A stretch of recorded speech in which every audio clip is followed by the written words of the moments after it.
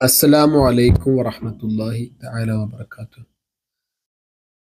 ബഹുമാനാദരവുകൾ നിറഞ്ഞ സയ്യിദ് അവറുകൾ, ഇവിടെ എത്തിച്ചേർന്നിരിക്കുന്ന മുദരിബ് ഉസ്താദ് അവറുകൾ, എൻ്റെ മുന്നിൽ ഒത്തുകൂടിയിരിക്കുന്ന പ്രിയ ഉസ്താദുമാരെ, മദ്രസ മാനേജ്മെന്റ് ഭാരവാഹികളെ, ഇന്നത്തെ നമ്മുടെ മുനാക്കശയുടെ വിഷയം വീട് ഒരു മാതൃകാ പാഠശാല എന്നുള്ളതാണ്. ഇതൊരു സാധാരണ വാചകം മാത്രമല്ല, ഒരു കുട്ടിയുടെ ജീവിതത്തെയും സ്വഭാവത്തെയും ഭാവിയെയും ഏറ്റവും കൂടുതൽ സ്വാധീനിക്കുന്ന ഒരു സത്യം കൂടി തന്നെയാണ്. നമുക്കൊന്ന് ആലോചിച്ചു നോക്കാം. ഒരു കുട്ടി ഏറ്റവും ആദ്യം പഠിക്കുന്നത് എവിടെയാണ്? സ്കൂളിലാണോ അതോ മദ്രസയിലാണോ? രണ്ടിലുമല്ല. ആദ്യം ഒരു കുട്ടി പഠിക്കുന്നതും ഏറ്റവും കൂടുതൽ പഠിക്കുന്നതും തൻ്റെ വീട്ടിലാണ്. കുട്ടിയുടെ ആദ്യത്തെ അധ്യാപകൻ അത് പുസ്തകമോ അതല്ലെങ്കിൽ ഉസ്താദോ മാഷോ ടീച്ചറോ ഒന്നുമല്ല. അത് സ്വന്തം വീട്ടിലെ ഉമ്മയും ഉപ്പയും തന്നെയാണ് എന്നുള്ളതാണ് നാം മനസ്സിലാക്കേണ്ടത്. കുട്ടികൾ കേട്ടത് കുറച്ച് മാത്രമേ ഓർക്കുകയുള്ളൂ, പക്ഷെ അവർ കണ്ടത് ഒരിക്കലും മറക്കില്ല. വീട്ടിൽ നിസ്കാരം കാണുന്നതായ കുട്ടിക്ക് നിസ്കാരത്തിന്റെ മഹത്വം എന്താണ് എന്ന് മനസ്സിലാക്കാൻ കഴിയും. വീട്ടിൽ ഖുർആൻ ശബ്ദം കേൾക്കുന്നതായ ഒരു കുട്ടിക്ക് ദീനീ സ്നേഹം വളരുമെന്നുള്ളതാണ്. വീട്ടിൽ ശാന്തമായ ഭാഷ, ആദരവുള്ള പെരുമാറ്റം കണ്ടു കഴിഞ്ഞാൽ അത് തന്നെയാണ് അവന്റെ സ്വഭാവമാകുന്നത്. ഒരു കുട്ടിയുടെ ശീലങ്ങൾ, സമയം പാലിക്കൽ, പെരുമാറ്റം എല്ലാം വീട്ടിൽ നിന്നാണ് രൂപപ്പെടുന്നത് എന്ന് ഈ ഒരു അവസരത്തിൽ ഓർമ്മിപ്പിക്കുന്നു. ഈ വീടിന്റെ സ്വാധീനം എന്തുകൊണ്ട് കൂടുതലാണ് എന്നുള്ളതാണ് അടുത്ത ചർച്ചാ വിഷയം. മദ്രസയിൽ 1 മണിക്കൂർ മാത്രമാണ് പഠിക്കുന്നത്. സ്കൂളിൽ 5-6 മണിക്കൂർ, അതല്ലെങ്കിൽ 7 മണിക്കൂർ. പക്ഷെ ബാക്കി വരുന്നതായ 17-ൽ കൂടുതൽ മണിക്കൂറുകൾ കുട്ടി ചെലവഴിക്കുന്നത് സ്വന്തം വീട്ടിലാണ്. അതായത് കുട്ടിയെ ഏറ്റവും കൂടുതൽ അധികം സ്വാധീനിക്കുന്നത് തൻ്റെ വീട്ടിലെ അന്തരീക്ഷം തന്നെയാണ് എന്നുള്ളതായ അർത്ഥത്തിൽ പറഞ്ഞതാണ്. വീട് ഒരു മാതൃകാ പാഠശാല ആക്കാൻ വേണ്ടതായ കാര്യങ്ങളെ കുറിച്ചിട്ടാണ് ഇനി നമ്മൾ ചർച്ച ചെയ്യാൻ പോകുന്നത്.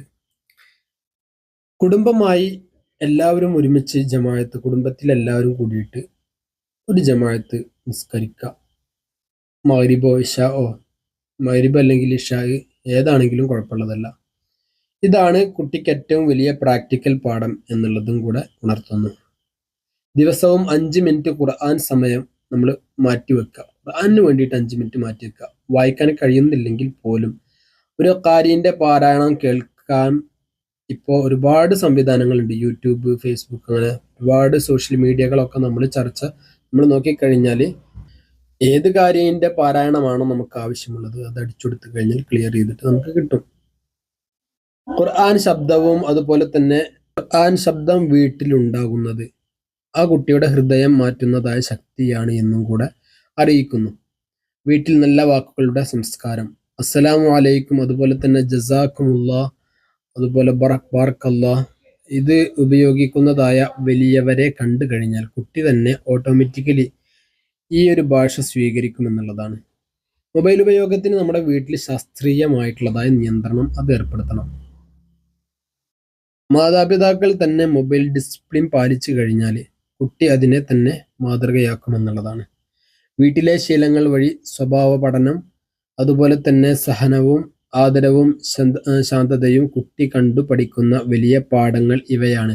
അവരുടെ സ്വഭാവത്തിൽ മാറ്റങ്ങൾ വരും. സഹനം, അതുപോലെ തന്നെ ആദരവും ശാന്തതയും കുട്ടി ഈ ഒരു സ്വഭാവത്തിൽ നിന്നും ഈ ഒരു സന്ദർഭത്തിൽ നിന്നും പഠിച്ചെടുക്കുമെന്നുള്ളതാണ്. ഇനി ഉസ്താദുമാർ ചെയ്യേണ്ടതായ ചെറിയ കാര്യങ്ങൾ: രക്ഷിതാക്കളെ മോട്ടിവേറ്റ് ചെയ്യുക. അതുപോലെ തന്നെ വീട്ടിൽ 10 മിനിറ്റ് മദ്രസ സമയം നിർദ്ദേശിക്കുക. കുട്ടിയുടെ പാഠം പാരൻസ് കേൾക്കുന്നുണ്ട് എന്ന് ഉറപ്പിക്കുക. മദ്രസ വീട് ബന്ധം ശക്തമാക്കുക എന്നുള്ളതുമാണ്. ഇത് ചെയ്തു കഴിഞ്ഞാൽ മദ്രസയിൽ പഠിച്ച അറിവ് പുസ്തകത്തിൽ നിന്ന് ജീവിതത്തിലേക്ക് മാറും എന്നുള്ളതാണ്. അവസാനമായിട്ട് ഒരു വാചകം മാത്രം: കുട്ടിയെ മാറ്റണമെങ്കിൽ, ഒരു കുട്ടി കുതിര കളിച്ച് നടക്കുന്നതായ ഒരു ആ കുട്ടിയെ മാറ്റണമെങ്കിൽ ആദ്യം അത് അവരുടെ വീട്ടിൽ വെച്ചിട്ടാണ് മാറ്റേണ്ടത്. ആദ്യം വീട്ടിൽ മാറ്റം വരണം എന്നുള്ളതാണ്. വീട് ഒരു പാഠശാല മാത്രമല്ല, ഒരു മാതൃകാ പാഠശാല കൂടിയാണ്. മദ്രസയും വീടും ഒരുമിച്ചാൽ നാം ഒരു മനോഹര സ്വഭാവമുള്ള, ദീനി അറിവുള്ള, ഉത്തരവാദിത്വമുള്ള തലമുറയെ തയ്യാറാക്കാൻ നമുക്ക് കഴിയും എന്നുള്ളതുമാണ്. ഇൻഷാ അല്ലാഹ്, അല്ലാഹു റബ്ബുൽ ഇസ്സത്ത് ഖബൂൽ ചെയ്യട്ടെ. അസ്സലാമു അലൈക്കും വറഹ്മത്തുള്ളാഹി.